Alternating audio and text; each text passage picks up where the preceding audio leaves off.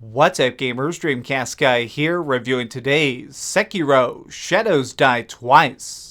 What is it that really makes a game difficult? Now that's a serious question. Is it something like a boss that has 1,000,000 health? Could it be an enemy that's in your path and manages to completely deflect every blow you throw at it and simultaneously can kill you with a single strike? Or perhaps it's something more ambiguous. Imagine a game that manages to hide every single one of the upgrades and you have to find them hidden throughout the levels. Each of these is a different aspect of difficulty, but it's something that this studio, FromSoftware, they've really become the masters of. Their previous projects, Bloodborne and Dark Souls, these are games that try and take all these different aspects of difficulty and combine them to create something that's truly magical. These games are rough. They actually push you to your limits. They'll kill you, they'll laugh, and then they'll just basically say, okay, the only reward is if you get back up and keep fighting. Well, it's these elements that I think are really just perfectly distilled in Sekiro. It's still a hard game, don't get me wrong, but I do think that this is a game that feels very, very different. It's a challenge that feels more on the basis of trying to advance your own self mentally instead of just trying to increase your stats. Let's start off by talking about what's going on in the story, because this is perhaps the one thing that felt the most strange in this game.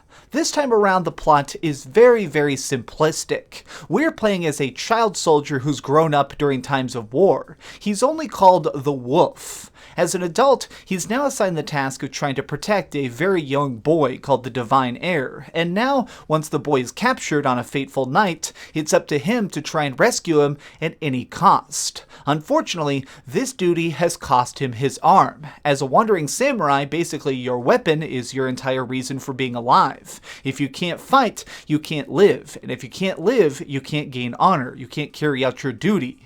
Thankfully, this is not where his story ends. After having his arm chopped off, a mysterious mechanic manages to replace it with this seemingly magical device. It's a metal arm that manages to do everything that his previous arm could, and much, much more. Now in all this gameplay you're seeing, you're going to notice that I'm only carrying a samurai blade. This is actually the only weapon you get throughout the entire game. But instead, the major mechanic that makes things different from fight to fight is how your enemies behave. So let's just look at a random encounter. So you'll notice that as I start fighting this guy, there are two separate meters that we need to keep an eye on. There's one that's basically balance and there's one that's health. If you manage to reduce either of these down to 0, your enemy will die, and the same goes for you. Basically, if you actually manage to cut someone enough, they'll bleed out, and obviously they're not going to be alive anymore. Additionally though, you can just exhaust them. If you manage to parry enough of their blows, or manage to get inside their block enough times consecutively, they will leave an opening and you can actually do an instant strike called a death blow. Now what's difficult about this is that every enemy likes to behave in a completely different fashion. If it's a really big guy, perhaps you need to carry out several death blows or try and parry a bunch of attacks simultaneously in order to even get one simple strike in. Or sometimes you'll face bosses that have 15 different minions, so you actually need to worry about constantly hitting all of their attacks, whittling down each of the enemies simultaneously, and then finishing off the big guy himself. The game tries to basically introduce you to the mechanics of how to survive, and then constantly twist and turn them to confuse you. Another interesting layer that you need to consider during some of the tougher fights is the death mechanic. So obviously dying is not something you want to happen, but when it does take place, it's not exactly the end. So basically, your character has the ability to get back up after dying once, and you can use this very strategically to pop up and try and finish off your last foe, or maybe wait for them to lose interest and do an instant kill from stealth. But there is an extra part of this, which is that the meter to revive yourself does slowly refill. So there's actually times where if you're in a super long boss fight, you can actually just fight, Die, wait long enough to respawn, and then fight, die, respawn. I mean, I've actually had some boss fights that lasted like 15 minutes of me ducking and dodging, and I managed to revive several different times in a row. It basically is trying to reward you for being extra defensive, and basically it feels like the game is putting its hand on the controller with yours and saying, hey, not every fight is about the offense. Not every time that you see an opening do you need to swing your blade. And I think that this is a very nice balance that makes it where the entire flow of combat does feel shifted. There is something else that can actually help you though, which is that mechanized arm. So basically this thing is not just a simple limb. Instead, it has its own magic abilities. Essentially, as you progress through the game, you can keep finding different parts that'll let you upgrade it so it can shoot fire or drop firecrackers to scare animals, or maybe you can get something so it's just a straight up blowtorch. Along with being very cool to use, in certain situations, these mechanical abilities can mean the difference between life and death. Let me tell you about one of the most interesting aspects of this game, and perhaps the thing that makes this the most different of anything else you've perhaps ever played. There is a lot of stealth in this. If you want to sneak around, you can actually avoid enemies by creeping through tall grass, or climbing up on ledges, or just using your grapple hook to go across rooftops. And yes, we will talk a little bit more about the grapple hook in a bit.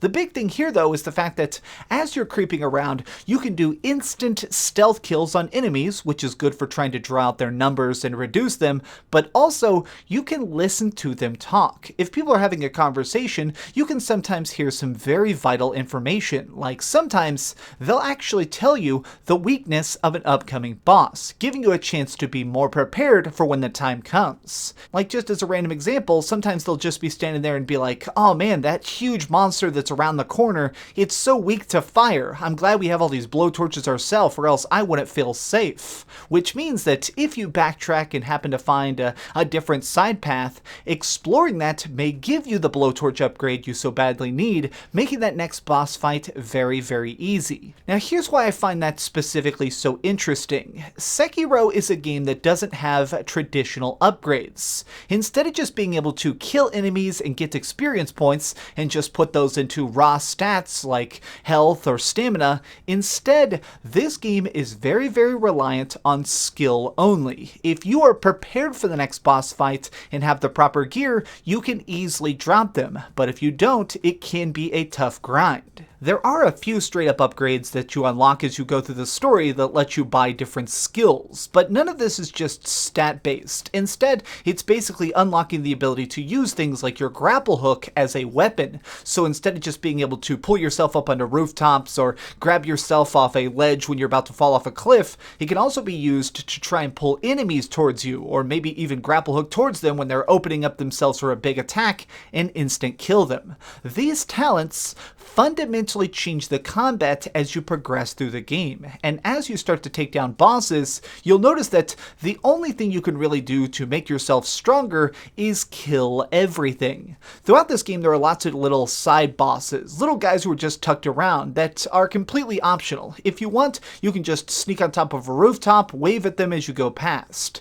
But staying and choosing to fight them despite their sheer difficulty can end up unlocking extra health upgrades. So basically what this game does is, instead of just trying to give you an experience bar and just really straightforward talent points, what it wants to do is make you be challenged. If you want to become better as a samurai, you need to follow the path of the samurai. You must be the wolf in order to strengthen yourself. That is so freaking cool. I like the fact that if there's a talent point I need, like right here there's one where it basically is a talent point that lets me increase the amount of health that my potions restore. I like the fact that I can actually grind some nearby enemies to get that talent, but if I want to be a better fighter, I can't just buy a strength bonus. Instead, I actually need to fight and increase my skill and do better as a player in order to progress. It really feels like this game is trying to reward your curiosity more than anything else. I like the fact that there's still just so many secrets, there's so many hidden spots, there's so many things that just completely blow your mind. Now, I'm trying to use a lot of gameplay from the early, like, 25 hours of the game, simply because I don't want to show you the later stuff. Later on, there are some straight up just freaky creatures that look like they're straight out of a Cthulhu nightmare, but I want that to be a surprise. I want to show you this early stuff where you're seeing some monsters, but I really like that this game just slowly walks you into it. It really seems like this might just be a really cool retelling of actual history, and then slowly it manages to unwrap the mysticism until eventually you're fighting a crazy witch lady who can summon ghosts that'll eat you. I love that. This game manages to just be so cool and so rewarding and so different from anything else I've ever played. With all that being said though, I do want to bring you to the one thing that I do consider a little bit of a drawback. So as you can just see, the graphics in this game are insane. I mean, just trying to creep through a giant field of flowers as this huge snake tries to eat my freaking brains, you can tell that this game is gorgeous. It is seriously one of the best looking games ever, but this does end up leading to a downside. I actually believe that this was intended to be released on the PlayStation 5 and the Xbox 2 because it actually has quite a bit of trouble running in certain areas. There's definitely some pretty noticeable frame rate drops in areas that have lots and lots of fire, or if there's more than like 15 enemies on screen at once. I think that there's probably going to be a re-release of this later on when the next console generation comes out, because this is so obviously pushing the absolute limits of our current hardware. With a game that just manages to really push the boundaries of gaming so much though, I suppose that this really high demand isn't exactly a shock.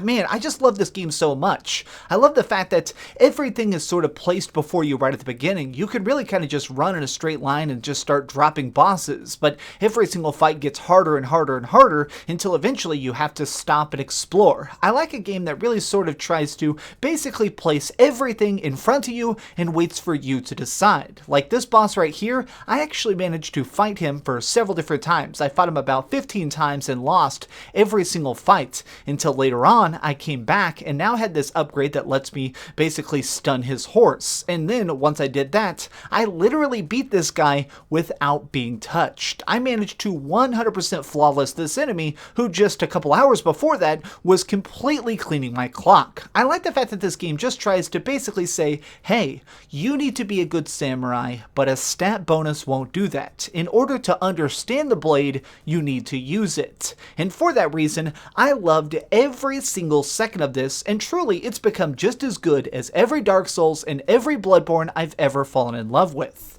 Okay, so we've heard a ton of good and a little bit of bad, but let's go over the ratings board and put a big number on it. I am giving Sekiro Shadows Die Twice a 10 out of 10.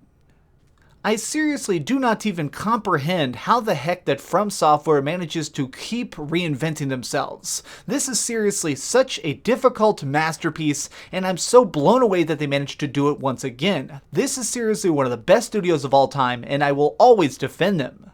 Thanks so much for watching, gamers. If you enjoyed this video, please give it a like, share with your friends, and subscribe if you haven't already. But do me the biggest favor of all and keep dreaming. In case you're wondering, yes, I did die hundreds and hundreds and hundreds of times while beating this, and if you do it, you're probably going to do the same thing. Thanks so much for watching that video. If you want to see something else, you can always click this link to see what I put up last, or, subscribe and see what's coming up next. Also, I promise that whatever I do, it'll try not to suck.